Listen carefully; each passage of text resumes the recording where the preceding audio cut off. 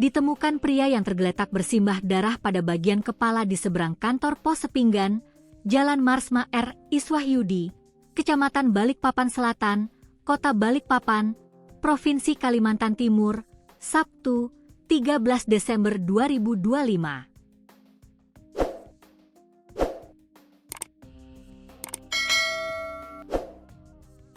Kapolresta Balikpapan Kombes Pol Anton Firmanto memberikan penjelasan atas peristiwa tersebut. Dia menegaskan, isu adanya penembakan dalam peristiwa di kantor pos Sepinggan, Jalan Marsma Iswahyudi, Balikpapan Selatan, tidak benar. Peristiwa tersebut merupakan tindak pidana yang diduga kuat mengarah pada pencurian dengan kekerasan. Hari ini kita mendapat kabar bahwa terjadi tindak pidana. Yang diisukan ada penembakan itu tidak benar. Memang terjadi kemungkinan pencurian, ujar Kombes Pol Anton Firmanto kepada tribunkaltim.co, Jumat, 13 Desember 2025. Ia menjelaskan, adanya unsur kekerasan diperkuat dari luka yang dialami korban. Meski demikian, korban dipastikan masih dalam keadaan hidup dan telah dievakuasi ke rumah sakit untuk mendapatkan penanganan medis. Terjadi tindak pidana yang menggunakan kekerasan.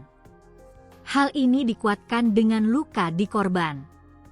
Korban alhamdulillah dalam keadaan hidup dan sekarang sudah dievakuasi di rumah sakit, jelasnya. Saat ini, lanjut Anton, pihak kepolisian masih melakukan olah tempat kejadian perkara TKP untuk mendalami kasus tersebut, termasuk menelusuri cara pelaku masuk ke dalam kantor pos, jumlah pelaku, serta barang-barang yang kemungkinan hilang.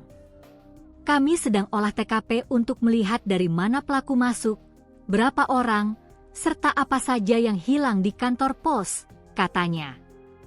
Kapolresta kembali menegaskan agar masyarakat tidak menyebarkan informasi keliru terkait penembakan. Tidak ada penembakan. Jadi mohon diluruskan, jangan sampai simpang siur kembali, tegasnya. Ia menyebut, peristiwa tersebut bukan perampokan, melainkan tindak pidana yang mengarah pada pencurian dengan pemberatan. Bukan perampokan. Ini tindak pidana, kemungkinan pencurian dengan pemberatan, dilihat dari luka korban, ujarnya. Korban diketahui merupakan karyawan kantor pos Sepinggan. Identitas lengkap korban masih akan disampaikan lebih lanjut oleh kepolisian. Selain itu, terdapat saksi lain dalam peristiwa tersebut, termasuk ketua RT setempat. Dari keterangan korban nantinya, kita bisa mencari informasi terkait kejadian maupun ciri-ciri pelaku, pungkas Anton Firmanto.